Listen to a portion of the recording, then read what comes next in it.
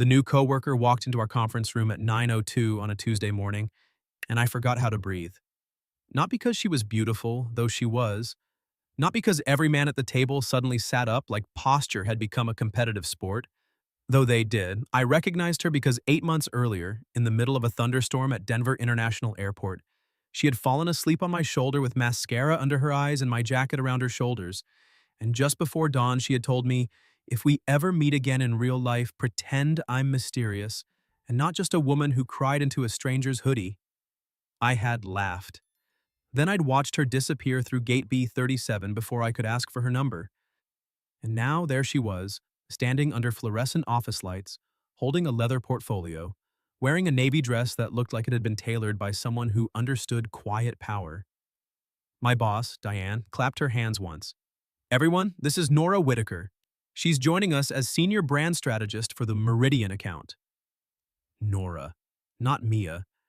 At the airport, she had told me her name was Mia. I'm Daniel Hayes.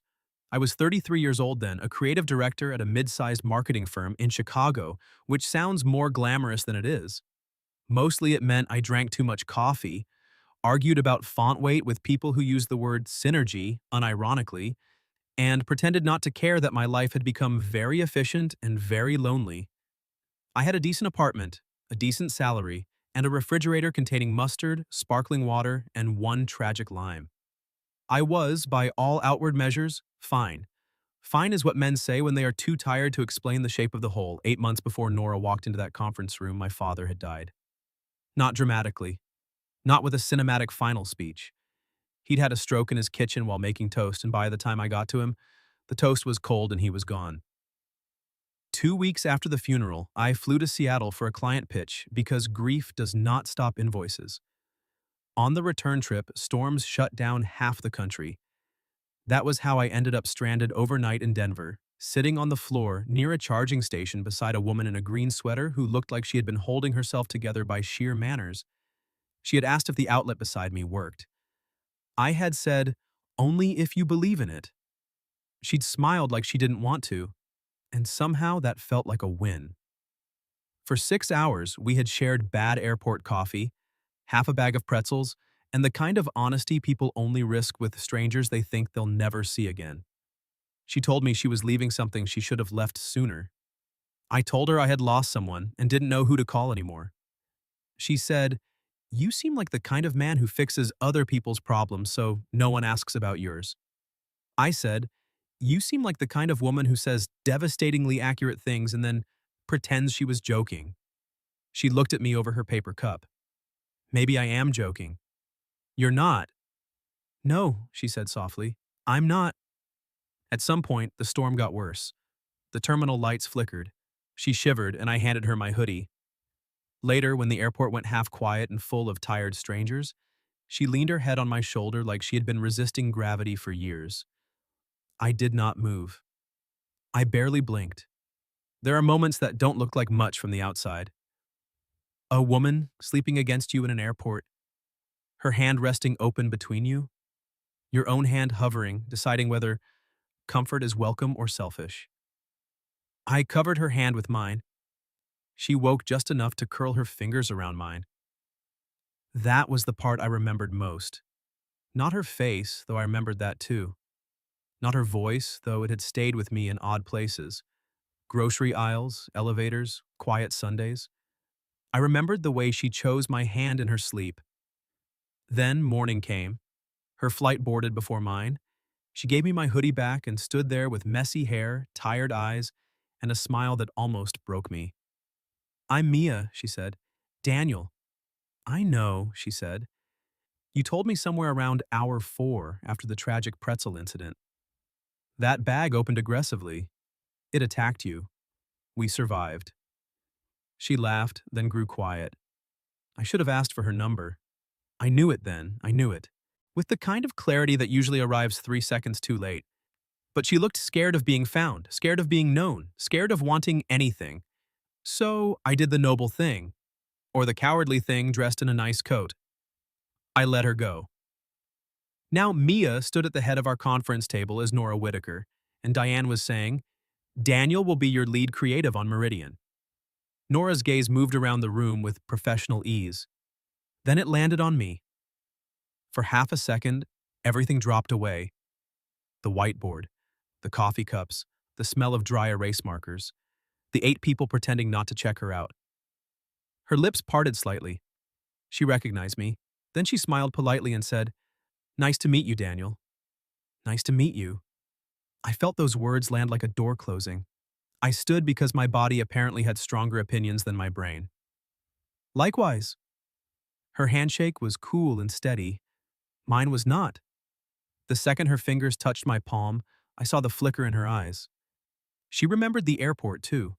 She remembered my hand over hers, the hoodie, the almost. She pulled away first. Diane launched into the meeting. Meridian was our biggest potential account in 2 years, a boutique hotel chain trying to rebrand itself as modern without becoming soulless. Nora took us through her initial research with the calm precision of someone who had sharpened her intelligence into a blade. I hated how impressed I was. No, that's not true. I loved it. She was smart in a way that made the room better. She didn't try to dominate. She listened, waited, then said the one sentence that made everyone else realize they had been circling the wrong problem. When I suggested a campaign built around arrival, she tilted her head. "Arrival is too clean," she said. I leaned back. Too clean? People don't remember arriving. They remember what they were running from, what they hoped would change, who they were trying to become before they got there. My pen stopped moving. Across the table, she looked at me for just a beat too long. I said, "That's either a great strategy or a cry for help." Her mouth curved. "Can't it be both?" A few people laughed. I did too, but my chest had gone tight. There she was. Not a ghost, not a memory I had polished into something unreal. A woman. In my office. Challenging me in front of my team like we hadn't once shared the most intimate silence of my life beside a closed airport Starbucks. After the meeting, people filed out in that weird corporate herd pattern talking about calendars and deliverables. I stayed behind to gather my notes, mostly because I needed 30 seconds to become a normal person again. Nora stayed too. She closed her portfolio slowly. "You look different without the hoodie. You look different with a real name." Her eyes flashed to the glass wall of the conference room. Outside, our coworkers moved past with laptops and lanyards, oblivious. Then she looked back at me. "Daniel?" Just my name. But she said it the way she had in the airport.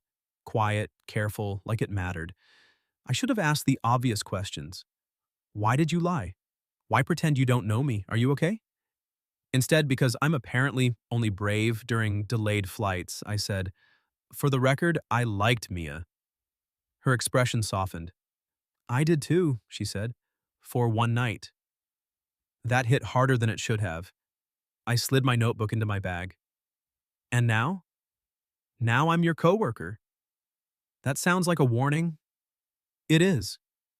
We stood too close to each other beside the conference table, close enough that I caught her perfume, something clean and warm, like orange blossom and rain. Close enough to notice the tiny crescent scar near her left thumb, the one I'd noticed when she wrapped both hands around airport coffee. She noticed me noticing. Her voice dropped. "I didn't think I'd ever see you again." Neither did I. "Were you disappointed?" The question was so direct it nearly knocked the professionalism out of me. I looked at her, really looked. "Yes," I said, more than made sense. Her eyes lowered for a second, and when she looked back up, there was something there she hadn't allowed in the meeting. Not fear, not exactly. Want, maybe, carefully held. "I kept your boarding pass, why duh," she said. My breath caught. "What?" She shook her head as if irritated with herself for saying it. Not in a creepy way. I wasn't going to say creepy. You had the face. I have a thoughtful face. You have a face that says you're about to make a joke so you don't admit you're touched. I smiled despite myself. Still devastatingly accurate. For 1 second, the room warmed around us. Then, Diane's voice called from the hallway. "Nora, quick intro with the executive team in 5. Nora stepped back immediately. The distance felt deliberate, necessary.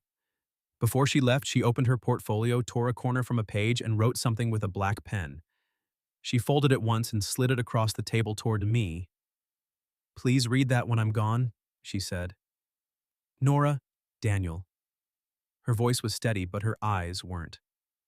"Please."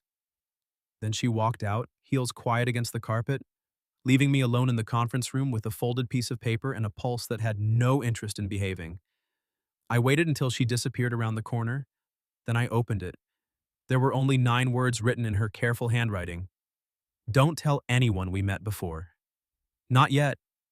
I read Nora's note 5 times. "Don't tell anyone we met before." Not yet. There are normal workplace secrets. Who ate the yogurt clearly labeled Marianne? Which vice president was secretly interviewing elsewhere? Whether the agency's unlimited vacation policy was a trap, which it was. Then there was this. A woman I'd spent one strange, unforgettable night with had reappeared under a different name and asked me to pretend we were strangers.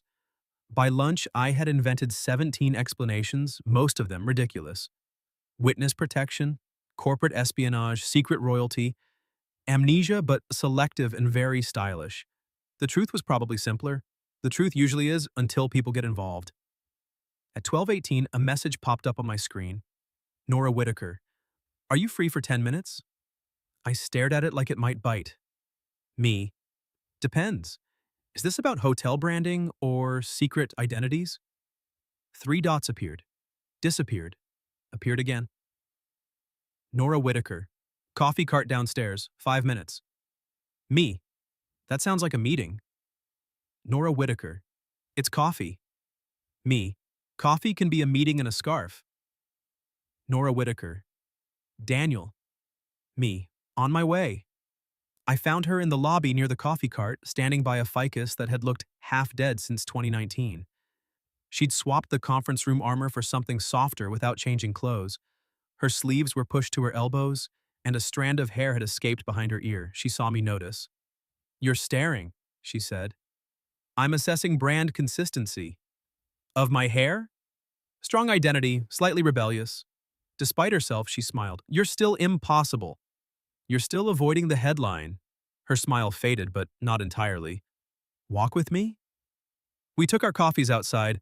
Chicago had decided to be almost kind that day, all pale sun and wind sharp enough to keep people honest. Nora walked beside me, close but not touching, our shoulders nearly brushing whenever the sidewalk narrowed. "I didn't lie to hurt you," she said. "That's usually what people say after lying."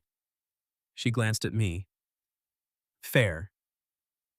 We stopped at the edge of the plaza, near a row of planters filled with tulips battered by spring rain. Office workers streamed around us, everyone hurrying somewhere that probably mattered less than they thought. "My middle name is Mia," she said. "Nora Mia Whitaker. I used it that night because I was leaving my old life, and I wanted one night where nobody knew me." "Old life," I repeated. She wrapped both hands around her cup. I had just ended an engagement. Something inside me went still. "I'm sorry," I said, because I didn't know whether I meant sorry for the end or sorry it had existed. Her mouth twisted. "Don't be. It was overdue." The wind lifted her hair across her cheek. Without thinking, I reached to move it aside. Then I stopped, my hand suspended between us. Nora looked at my hand, then at me. Slowly, she leaned in just enough to let my fingers brush the strand back. It was nothing. Less than nothing, if measured by any reasonable standard. But her eyes softened, and my thumb grazed the warm curve near her temple. And suddenly, the 8 months between us felt thin as paper. "Thank you," she said. My hand dropped, though I didn't want it to. She took a careful breath. "My ex's family knows people, not criminal people," she added quickly, seeing my expression. "Just rich people, connected people, the kind who think a breakup is a public relations problem. And our industry is small." Exactly. I don't want my first week here to become whispers about who I used to be attached to. I don't want Diane wondering if hiring me brings drama, and I don't want anyone thinking I got this job because of some romantic complication with the creative director. "Did you?" Her eyebrows rose. "Get the job because of you?" No, create romantic complications with the creative director. That earned me a laugh. A real one, surprised and low. She looked down into her coffee. I'm trying very hard not to. That should not have felt like a confession. It did. I can keep the airport to myself, I said. But I don't want to pretend you're nobody to me. Her gaze lifted. The plaza noise seemed to go quiet around us. I'm not nobody, she asked. I shook my head. You were the first person I told the truth to after my dad died. Her expression changed completely. No strategy, no guarded professionalism. Just Nora, open and hurt for me. How are you? She asked. Nobody at work asked it like that, like she actually had time for the answer. I looked away first. Better some days, worse on others. I still reach for my phone when the Cubs lose because he'd call to complain about the bullpen. Did you talk to him often? Every Sunday, he'd pretend he was calling to remind me to change my furnace filter. Really, he just wanted to know I was alive. Nora's hand slipped into mine. Right there in the plaza, in front of strangers and pigeons and a hot dog vendor arguing with God, she took my hand. Not by accident, not in her sleep, by choice. Her fingers fit the way I remembered, and the force of that nearly undid me. My mother used to call every Thursday, she said quietly. After she died, I kept paying her phone bill for 6 months because I couldn't stand the idea of her number belonging to someone else. I turned back to her. There it was again, the strange gift between us. No small talk, no polite ramp, just a door opening. When did she die? I asked. 3 years ago. I'm sorry. I know, she said. I can tell when you mean things. Her thumb moved once across my knuckle, a tiny touch, devastating. We stood like that too long for coworkers, not long enough for me. Finally, she released my hand and stepped back, but she didn't pretend it hadn't happened. I need boundaries, she said. I hate those. I suspected. I respect them, I added. I suspected that too. What kind of boundaries?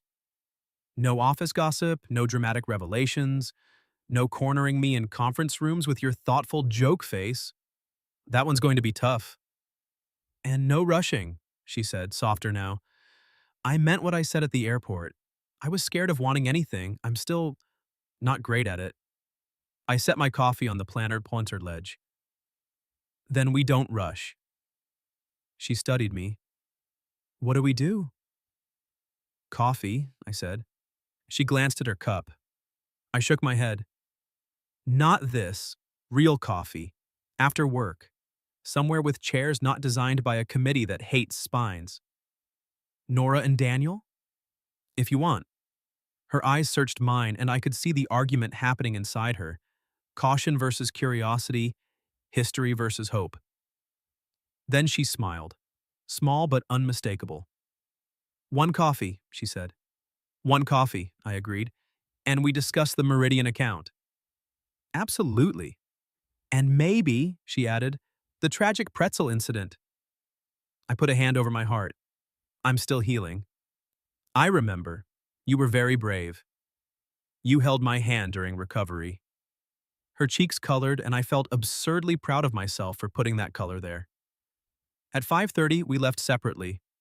At 5:40, I found her in a narrow cafe 3 blocks from the office, seated by the window with 2 mugs already on the table.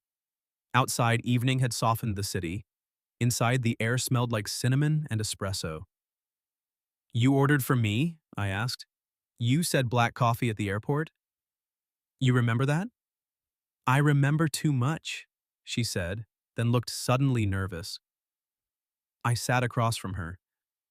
Good, so do I. For an hour, we did discuss Meridian for maybe 6 minutes. The rest was other things, her childhood in Madison, my father's terrible advice about dating, her secret talent for fixing jammed printers, my secret talent for ruining houseplants through emotional neglect. You need something hardy, she said. I've killed cactus. Daniel? It was a dark time for both of us. She laughed into her mug, and I felt something in me loosen that had been clenched for months. When the cafe lights dimmed and the barista started stacking chairs, Neither of us moved. Nora traced the rim of her cup. I thought about you after Denver. My heart did something reckless. Yeah? I wondered if you got home, if you were eating actual meals, if you ever asked anyone for help. I wondered if you were safe, I admitted, and if you were happy. She looked at me through the quiet between us. I'm closer tonight than I was this morning, she said. I reached across the table, palm up. She looked at my hand for 1 second, then placed hers in it. This time, neither of us blamed exhaustion or storms. Outside, a car horn blared.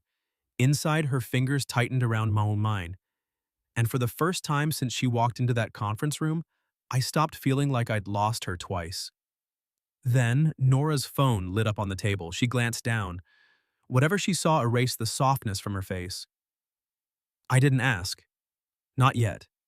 Because she was still holding my hand, and I wanted to give us 3 more seconds before the world got in. Nora didn't pull her hand away. That was the first thing I noticed. Whatever had appeared on her phone had drained the warmth from her expression, but her fingers stayed threaded through mine on the cafe table. Bad? I asked. She locked the screen. Annoying. That's a carefully edited answer. It's the answer I can give without ruining coffee. The coffee is over.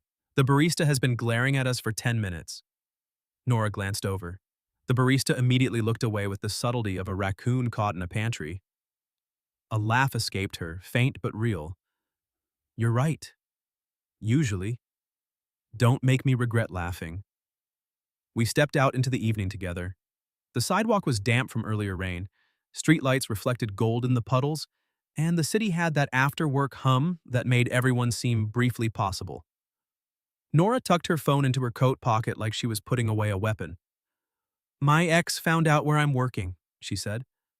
I kept my pace even, though every protective instinct in me sharpened. How? LinkedIn, probably. Mutual contacts. His sister follows industry news like it's a blood sport. She rubbed her forehead. He texted congratulations. That doesn't sound terrible. She gave me a look. Right, I said. Tone? Possessive, polished. The kind of message designed so if I show anyone, they say, what? He's just being nice. I hated him immediately, which was immature and satisfying. What do you want to do? I asked. Nora looked surprised. You're not going to tell me what I should do? I'm capable of growth. Since when? About 14 seconds ago. Her mouth softened. I don't want to answer him tonight. Then don't. I don't want him in my head either. I stopped near the corner. Then let's put something else there. Her eyebrows lifted. That was either sweet or wildly inappropriate. I was going to suggest pie. Pie? There's a diner 2 blocks over. Terrible decor, excellent pie. Very hard to spiral while eating pie.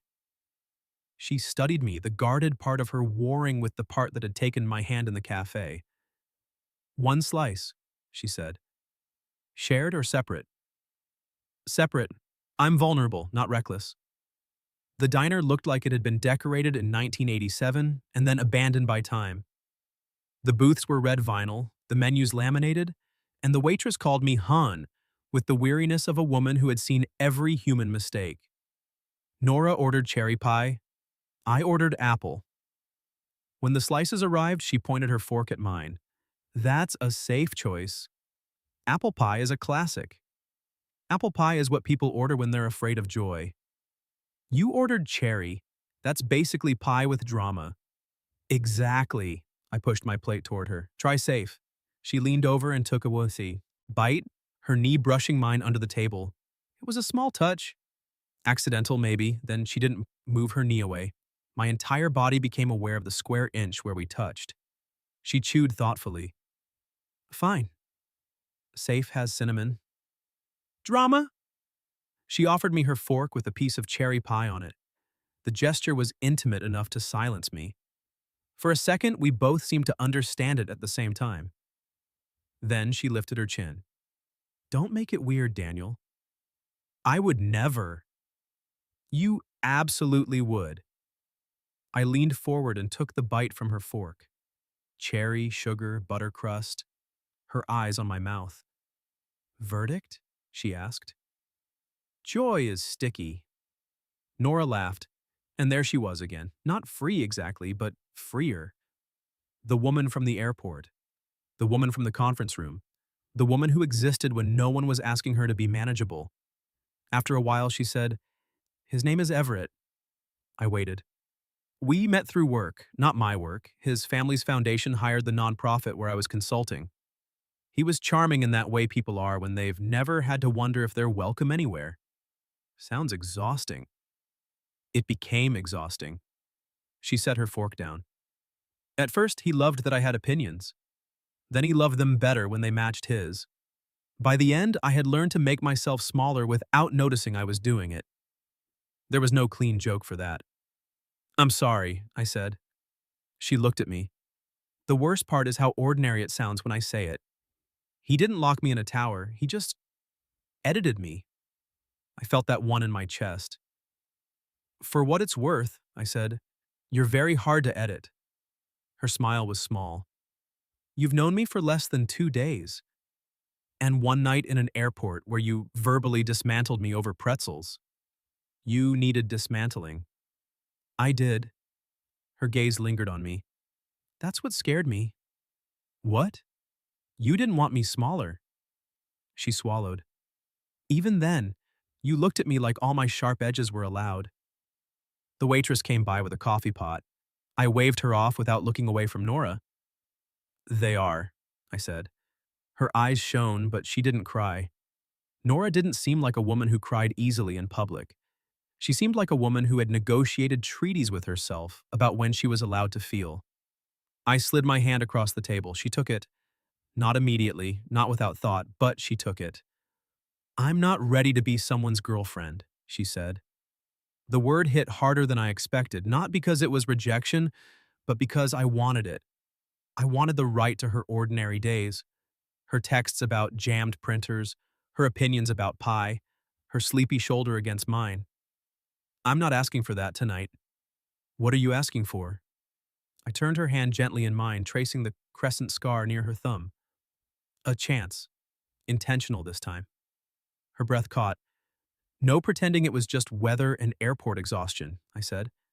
"No disappearing at a gate. We go slowly, but we go on purpose." Outside, a bus sighed at the curb. Inside, the neon sign buzzed above the register. Nora's thumb brushed mine. "On purpose," she repeated. It sounded like a promise and a warning. When we left the diner, the rain had started again, soft and silver. We stood beneath the awning, both of us pretending to care about the weather. "I live west," she said. "I'm north. So this is where we perform a mature, professional goodbye." Tragic. Very. Neither of us moved. Rain freckled the sidewalk. A taxi rolled past. Nora looked up at me and the city narrowed to the space beneath that awning. "I want to kiss you," she said quietly. "But I'm afraid if I do, I'll stop being sensible." My pulse kicked. I have never been a strong advocate for sensible. "No," she said, smiling. "I gathered." I stepped closer, slowly enough that she could stop me. She didn't. I lifted my hand to her cheek, the way I'd almost done in the plaza, and finished now. Her skin was cool from the rain, her eyes steady on mine. "We can make it small," I said. "A sensible kiss." "That sounds terrible." "It'll be very efficient. Corporate approved." She laughed once, then rose onto her toes and kissed me. There was nothing sensible about it. It started soft, almost careful. Her hand touched my chest, fingers curling in my coat. I meant to keep still, to let her set the pace, but then she made this tiny sound against my mouth. Surprised, wanting, and I was lost. I kissed her like I had been waiting 8 months. Because I had. Not hard, not claiming, just deeply, with all the restraint I could manage and all the truth I couldn't hide. When she eased back, her forehead rested against my chin. "That was not efficient," she whispered. "I'll bring it up in the post-kiss review." She laughed against my coat, and I wrapped one arm around her carefully.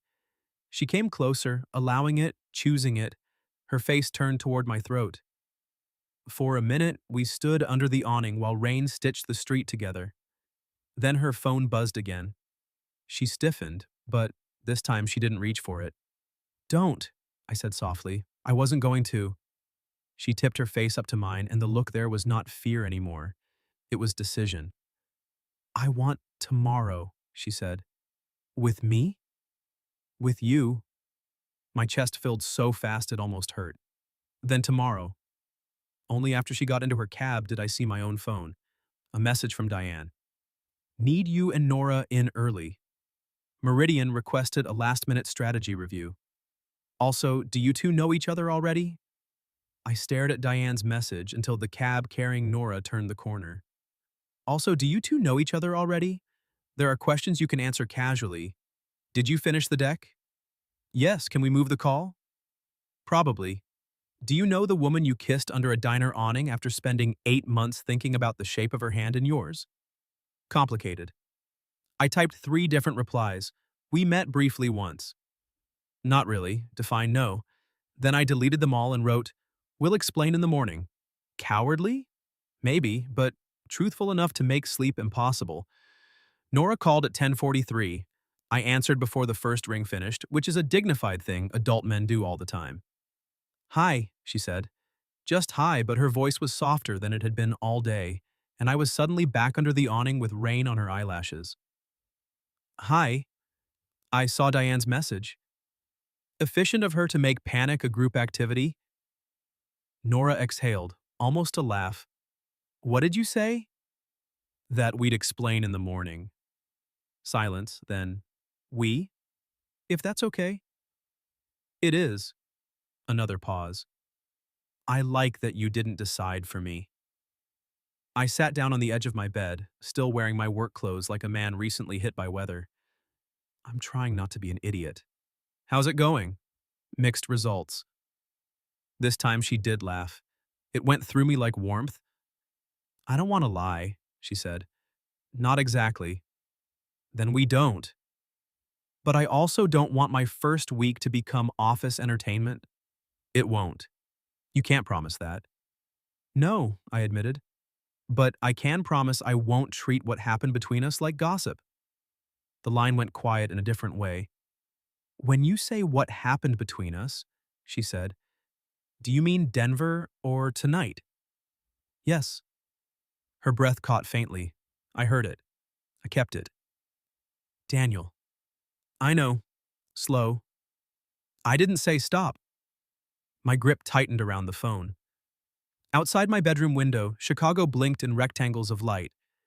Inside, my apartment felt less empty with her voice in it.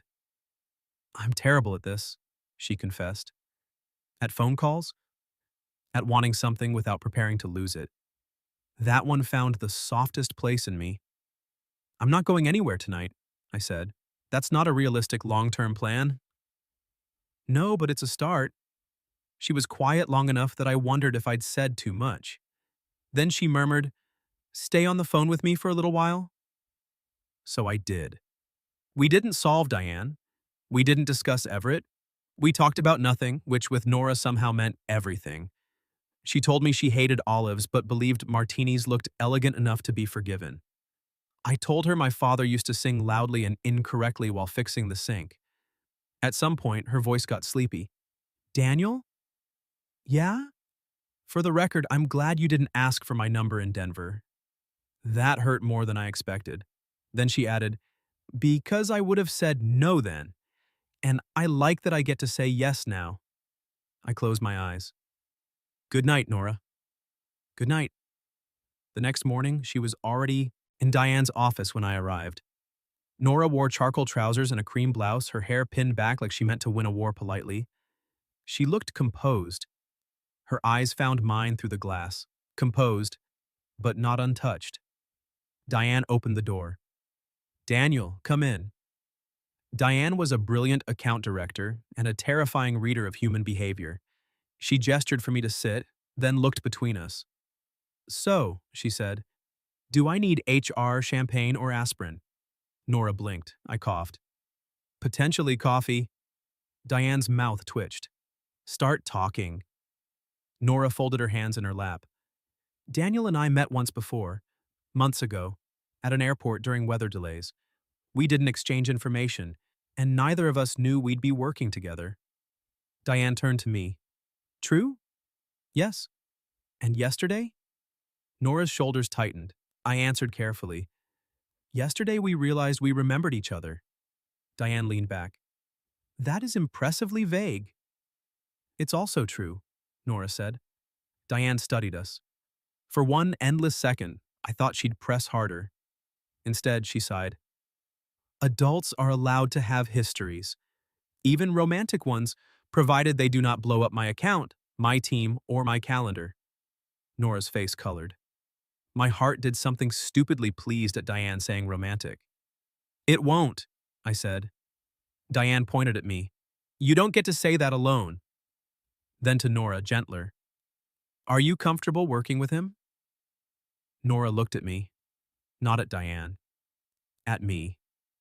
Yes, she said. Very. There are words that should not feel like a hand slipping under your ribs. Very. Diane nodded. Good. Then keep me informed if that changes. Now, Meridian arrives in 40 minutes and they are nervous. Please go be brilliant. In the hallway, Nora stopped beside the copy room. That could have been worse, she said. She didn't ask for a post-kiss review. Nora's eyes widened. Daniel. What? It's an important internal document. You are impossible before 9. I'm consistent. A junior designer rounded the corner and Nora stepped into the copy room. I followed at a respectable distance, which lasted about 4 seconds before she turned, shut the door halfway, and backed me gently against the copier. My brain abandoned language. This is unprofessional, I said. Extremely. You're the one doing it. I know. Her gaze dropped to my mouth. I was very composed in there. You were. I deserve a reward. The kiss was quick, quiet, and absolutely not copier approved. Her fingers brushed my tie. Mine found her waist, careful and reverent because I still couldn't believe she was real, and reaching for me in daylight. She ended it before I was ready. I suspected she always would. For motivation, she said. I'm inspired. You're dazed. Same department. She smoothed my tie, then opened the door as if she hadn't just altered my morning permanently. Come on, creative director. Go be brilliant. The Meridian review should have been a disaster. Instead, it became one of those rare meetings where the room clicks into alignment. Nora spoke about the emotional truth of travel, escape, renewal, the quiet ache of hoping a place might change you. I built on it with campaign visuals, open doors, half-packed bags, city lights through rain-streaked windows. At one point, she passed behind my chair to reach the screen. Her fingers skimmed my shoulder. No one else noticed. I nearly forgot the word demographic. By noon, Meridian requested a full proposal. Diane looked like she wanted to kiss both of us professionally. Afterward, Nora and I ended up alone in the small project room, surrounded by sticky notes and the smell of marker ink. We work well together, she said. That sounds dangerous. It is. She leaned against the table. Because I liked you before I knew what you were like at your job. And now? Now it's worse. I stepped closer. Worse how? She looked up at me, unguarded enough to make my chest ache. Now I can imagine days, she said, not just moments. I didn't touch her right away. I wanted her to know I heard it. I can too. Her smile trembled at the edge. That scares me. Me too. You don't look scared. I'm standing very still. That's my panic response. She laughed softly and reached for my hand. For a while, we stood among the evidence of our work and held on to each other like it was the simplest thing in the world. Then her phone buzzed on the table. She glanced at it, and I felt the change in her fingers. I looked down before I could stop myself. Unknown number. The preview read, Nora, congratulations on Meridian. We should discuss what Daniel knows. Nora's hand went cold in mine. Unknown number. Nora, congratulations on Meridian. We should discuss what Daniel knows. For one ugly second, I wanted to take the phone, call Everett, and say several things that would have made HR develop a migraine, but Nora had told me enough for me to know the difference between standing beside her and stepping in front of her. So I stayed still. "What do you want to do?" I asked. She looked at me and I saw the question land. Not, "What should we do?" Not, "What will you do?" "What do you want?" Nora picked up the phone, read the message once, then set it face down. "I want to stop letting him decide when I'm allowed to feel safe," she said. I nodded. "Okay. And I want you to know something before he tries to make it sound worse than it is." My chest tightened. "Nora, no." Her voice trembled, but her eyes didn't. "I'm tired of being managed by secrets, even mine." She sat on the edge of the table, arms folded around herself, and told me the rest.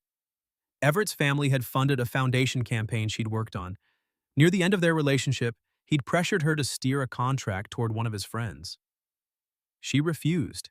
He'd framed it as loyalty, then as ambition, then as ingratitude. When she left him, he hinted he could make people believe she'd been the one using the relationship for favors. "He never had anything real," she said. "Just enough implication to make me afraid. And I hated that I was afraid." I moved closer, slowly.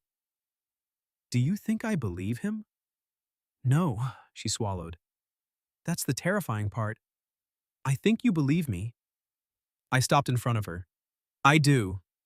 Her face crumpled for half a heartbeat before she caught it. "Don't say it like it's easy." "It isn't," I said. "It's a choice." Her eyes lifted.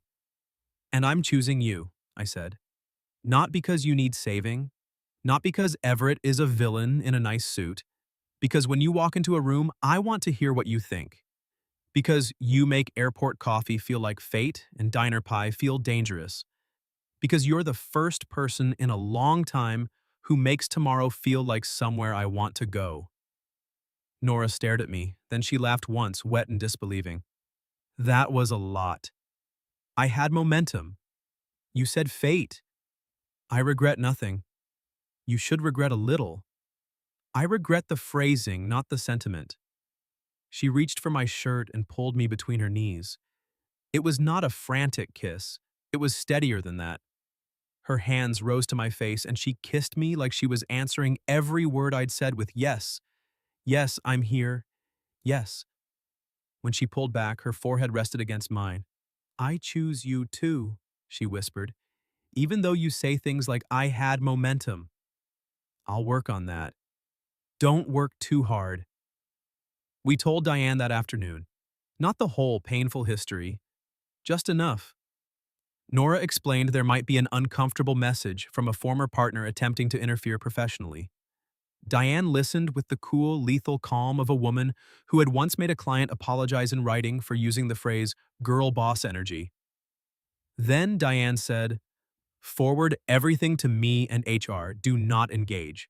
Also, for the record, if anyone tries to sabotage my strategist during a major pitch, I become deeply unpleasant." Nora blinked. "Thank you." Diane pointed her pen at both of us. "And you two? Be smart, be honest, don't make me regret being reasonable." "We won't," I said. Nora glanced at me. "He says that with confidence, but I'll supervise." Diane smiled. "Good. Someone should." Everett did try. One email, two calls, a polished message to Diane expressing concern about Nora's judgment and my influence. It didn't work. Not because I fought him in some dramatic showdown. Not because Nora needed me to defeat him. It didn't work because Nora stood in Diane's office with her shoulders back and told the truth, because she had receipts. Because Diane had a spine made of steel. Because sometimes the monster under the bed is just a man counting on your silence. And Nora was done being silent. That night, after everything, she came to my apartment for the first time. I had panic cleaned so aggressively the place smelled like lemon and fear. Nora stepped inside, looked around, and said, "You weren't kidding about the tragic Lyme. It lived a meaningful life." "It's in your refrigerator, Daniel. It's mummified." "I'm grieving at my own pace." She laughed, and the sound filled my kitchen like light. We made pasta because it was the only actual food I had. She chopped garlic. I oversalted the water. She found a bottle of wine I didn't remember owning and accused me of staging domestic competence. After dinner, we sat on the couch with our knees touching, a documentary neither of us watched playing quietly in the background. Nora leaned into me first. That mattered. Her head settled against my shoulder the way it had in Denver, but this time she wasn't a stranger borrowing comfort in a storm. She was Nora, Mia, both, all of her. I kissed the top of her hair. I kept thinking, she said sleepily, that if I saw you again, I'd know whether I imagined it. Imagined what? She tilted her face up. How safe I felt. My throat tightened. And? I asked. Her hand found mine. I didn't imagine it. 6 months later, Meridian launched our campaign. Arrival is not the beginning. Nora wrote the line. I fought everyone who tried to change it. The campaign won awards, but the part I remember most is Nora standing in the back of the launch event, wearing a black dress and that quiet power expression mouthing, "Don't you dare cry at me," while I absolutely dared. By then, people at work knew about us. There had been whispers, of course. There are always whispers. But they faded when we gave them nothing to feed on except good work, boring professionalism, and the occasional failure to hide how happy we were. Nora moved slowly. I learned not to flinch at patience. I moved clumsily. She learned to tease me instead of run. We fought sometimes, about overworking, about my habit of making jokes when conversations got too sincere, about her habit of assuming needing reassurance meant weakness. But we got better at staying. By the following spring, I bought a plant for my apartment. Nora stood in the nursery aisle, arms crossed. That is a fern. It spoke to me. It said, "Please let me live." It said, "Daniel, you're ready. You are not ready for a fern. I have changed. You forgot to eat lunch yesterday. A temporary setback." She bought me a pothos instead. Hardy, forgiving, difficult to kill. "It's us," she said. "I think we're more romantic than a pothos. We're resilient and look good near windows." Fair. That plant lived. So did we. A year after Nora walked into that conference room, we flew to Seattle for a weekend away. On the return trip, storms delayed our connection in Denver. Of course they did. We found Gate B37 just after midnight, half the terminal asleep around us. The same hard chairs, the same too bright lights, the same smell of burnt coffee and wet coats. Nora sat beside me and pulled my hoodie around her shoulders. "You planned this," I said. "I control the weather now." "Impressive promotion." She smiled, then took my hand and rested her head on my shoulder. This time, I didn't wonder if she would disappear at dawn. This time, her suitcase was next to mine. This time, when she fell asleep, her fingers stayed locked with mine, and the ring I'd been carrying in my jacket pocket felt less like a question than a promise waiting for morning. What would you have done if someone you thought you'd never see again walked into your conference room under a different name? Have you ever experienced something even close to that? Recognizing someone from your past in a place you never expected? Tell me your story in the comments. If you like this one, leave a like, subscribe, and I'll see you in the next video.